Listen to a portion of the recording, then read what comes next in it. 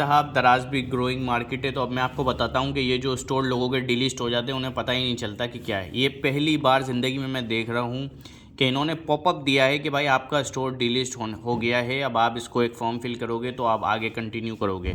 अब लोग कहते हैं कि हमारा रिटर्न रेट ज़ीरो है। बिल्कुल इस स्टोर का भी रिटर्न रेट बिल्कुल ज़ीरो है। अब मैं थोड़ी सी आपको इस स्टोर की कहानी सुनाता हूँ कि ये डिलीस्ट हुआ कैसे।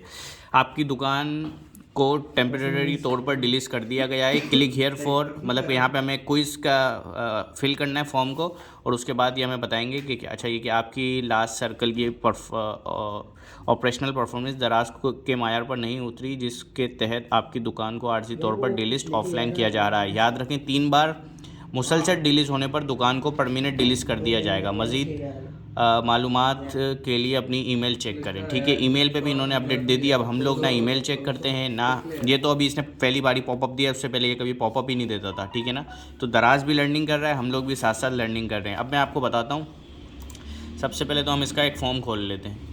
अच्छा, ये इसका फ़ॉर्म खोल लिया। अब हम दोबारा से जाते हैं स्टोर पर। ठीक है, स्टोर पर आ गए हैं हम दोबारा से। तो अब मैं आपको बताता हूँ भाई साहब के मसला क्या है इसमें। अब देखें ये सारी चीज़ें आ रही हैं, ठीक है ना, इसमें 11 प्रोडक्ट्स ऑनलाइन है। अब बात आती है रिटर्न रेट की।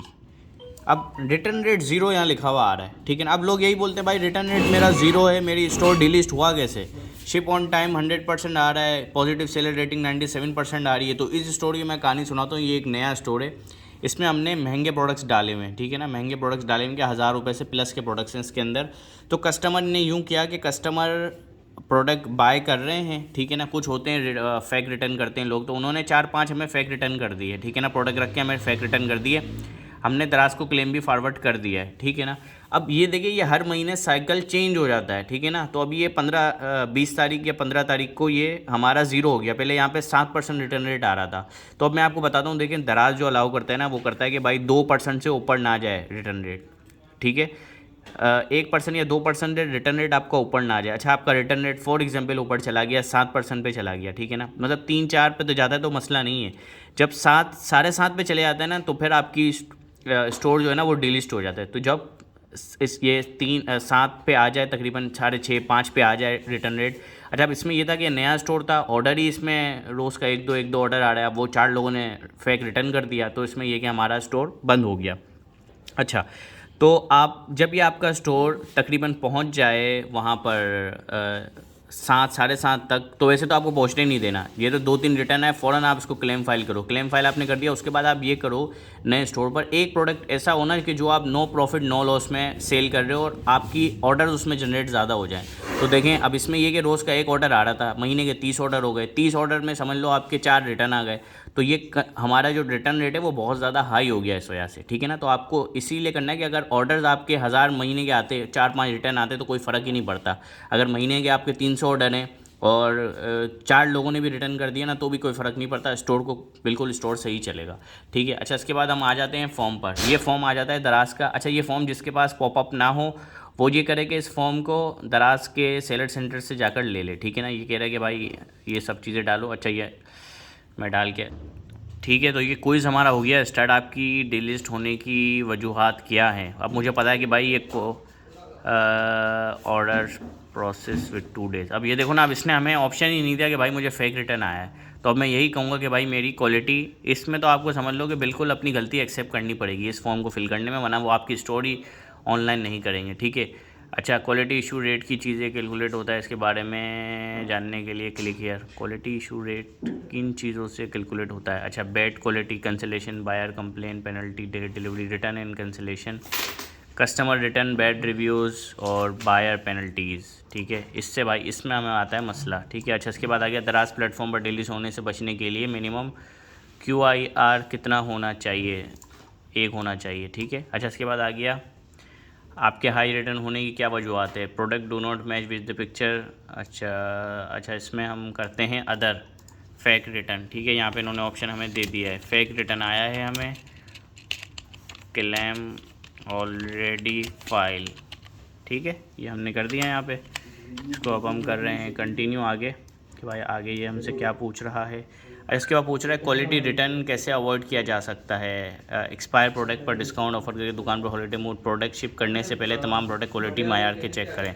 ठीक है, अच्छा नेक्स्ट हम करते हैं। ये थोड़ा सा फॉर्म लेंदी होता है, ये आपको फिल करना पड़ता है। प्रोसेसिंग टाइम ऑर्डर मालूमात होने के लिए, ऑर्डर प्लेस होने से रिटर्न तक, ऑर्डर प्लेस शॉप ड्रॉप करने तक, यहाँ तक होता है। ठीक है, और इसके बाद दराज प्लेटफॉर्म डिलीट होने से बचने के लिए पीटी स्कोर कितना होना चाहिए, ये हमने 85 कर दिया। इस शक्ल में आपके प्रोडक्ट लेट प्रोसेस होने की क्या वजह है, आउट ऑफ स्टॉक, अदर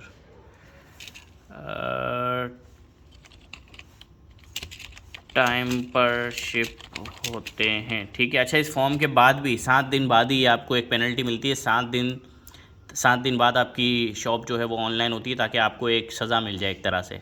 आप अपना पीटी स्कोर कैसे बेहतर बना सकते हैं, तमाम प्रोडक्ट को हब पर 2 दिन के अंदर ड्रॉप कर एक से ज़्यादा शॉप बनाएं। तमाम प्रोडक्ट को हब पर 3 दिन के अंदर ड्रॉप करें। तमाम प्रोडक्ट्स को सही से एडवर्टाइज़ करें। सबसे पहला ये आएगा। इन्होंने कुछ भी ऐसा बच्चों वाला रखा है, चलो खैर कोई बात नहीं।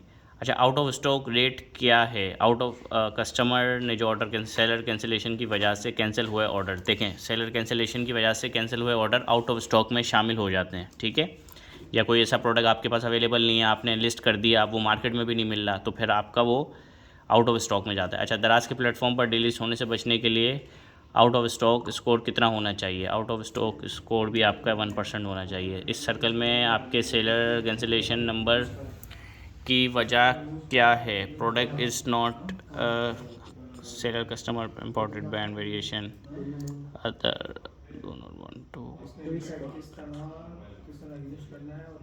Product is not available in the market. अभी हम लिख देते हैं क्योंकि अभी मैं इसी तरह फिल कर रहा हूँ, कोई इतना वो नहीं। आप अपनी मर्ज़ी कैंसिलेशन कैसे कम कर सकते हैं, बल्कि नहीं हम यहाँ लिख देते हैं भाई, हमने कोई ऑर्डर कैंसिल नहीं होने दिया।